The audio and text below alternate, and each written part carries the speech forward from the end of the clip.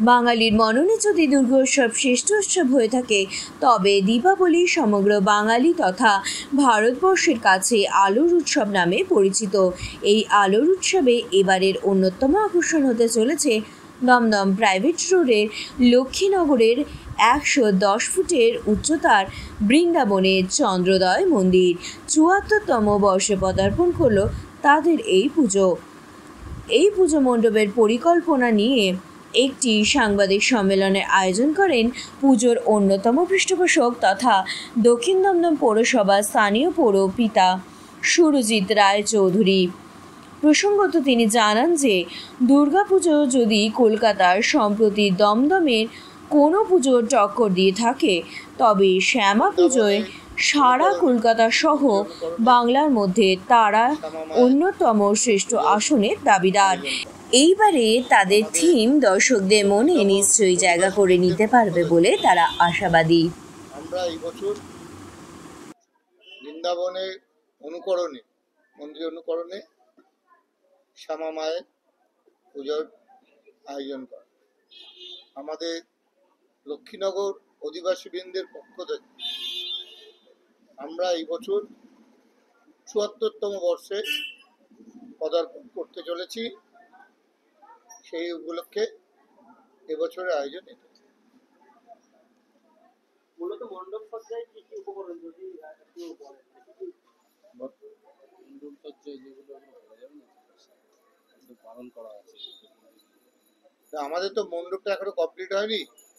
আমরা যদি মণ্ডপ কমপ্লিট হওয়ার আগে সব বলে দিই, তাহলে তো আর লোকে জেনে গেল, তাই না? 110 ফুটের মানে একটা বিশাল চমক থাকছে, সেই জায়গা থেকে দর্শনার্থীদের উপচে পড়া ভিড় একটা আশা করা যাচ্ছে। আমাদের প্রশাসনিক দিক থেকে আপনারা কিভাবে মেনে নেন? আমরা তো পুলিশ প্রশাসনের সহযোগিতা ছাড়া সম্ভব না। আমরা ইতিমধ্যে পুলিশ প্রশাসনকে আমাদের পুজো কমিটির পক্ষ থেকে পৌরসভাকে আমরা ইতিমধ্যে চিঠি আকারে জানিয়েছি, এবং পৌরসভাও আমাদের সেইভাবে সহযোগিতা করছে যাতে মানুষের কোনো অসুবিধা নেই। দর্শনার্থীদের জন্য কবে থেকে উদ্বোধন হবে? 19 তারিখ। এই যে ৭৪টা বছর আপনারা পথ পরিক্রমা করলেন, একদম মসৃণ ভাবে আপনারা যাচ্ছেন, পিছনে রসদ কোথায় আছে? রসদ কিছুই না। আমাদের এই অঞ্চলে কলোনি অধিষ্ঠিত অঞ্চল। আমাদের পূর্বপুরুষ যারা ছিল, বাপ দাদা যারা ছিল, তারা যে পুজোর সূচনা করেছিল, বর্তমান বয়স অনুযায়ী আমরা সেটা চালিয়ে যাচ্ছি। এরপরে আগামী প্রজন্ম তারা চালাবে। এইভাবেই এটা জনসাধারণের পুজো। এলাকার দলমত নির্বিশেষে সকল স্তরের মানুষের পুজো, যা এখানে কোনো রঙের ব্যাপার নেই। কারণ আমাদের নেত্রী বলেন, উৎসব সবার, পুজো সবার। এখানে সব দলের লোক আছে, পাড়ার লোক। আমাদের নেত্রী যেটা বলেন, উৎসবে সবাইকে নিয়ে চলতে। আমাদের দৈনন্দিন জীবনে অনেক না পাওয়ার দুঃখ আছে, তার মধ্যে কিছু দিনের জন্য যদি মানুষকে একটু আনন্দ দিতে পারি, কিছু যদি মানুষকে খুশি রাখতে পারি, মানুষের সব আশা তো পূরণ করা যায় না, কিন্তু আমরা আমাদের মুখ্যমন্ত্রীর পথ অনুসরণ করে আমরা এই আয়োজন করেছি। তিনি যেমন কার্নিভালও করেন দুর্গাপুজোর, আবার উত্তরবঙ্গে দুর্গত মানুষের পাশে ছিল। তিনি যদি পারেন এত বৃহৎ আকারে, আমরা ছোট জায়গায় পারবো না। আর আমরা এরা মানুষের অঞ্চলের স্বেচ্ছায় চাঁদা আমাদের দেয়, সেই চাঁদা দিয়ে আমরা। আমাদের সামাজিক কর্মসূচি সারা বছর, কিন্তু আমরা যেটা সামাজিক কর্মসূচি সেটা কোনো স্টেজ বা ক্যামেরার সামনে করি না। যার যেটা প্রয়োজন, আমরা যেহেতু এইখানেই জন্ম, যার যেইটুকু প্রয়োজন, যা প্রয়োজন, সে জামা কাপড় হোক, ওষুধপত্র হোক, ছেলে মেয়ের পড়াশোনার হোক, সেইটা আমরা তার বাড়িতে পৌঁছে।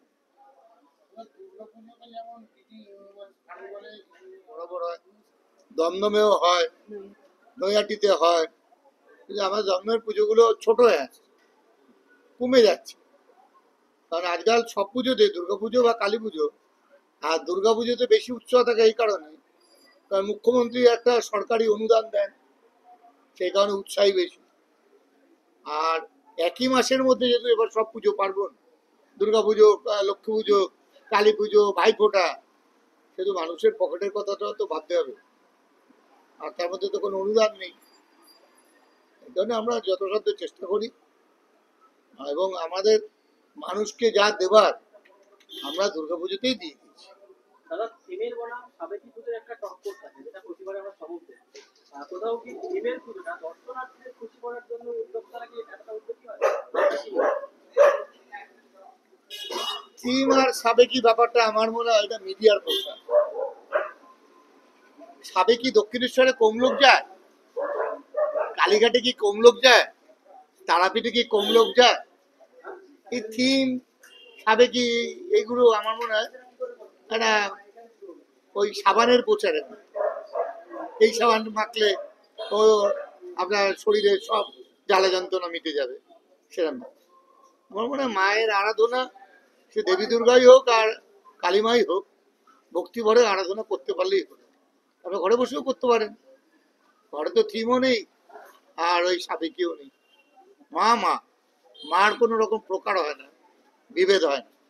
মা সবাইকে নিয়ে চলতে বলেন, আমাদের সবাইকে নিয়ে চলতে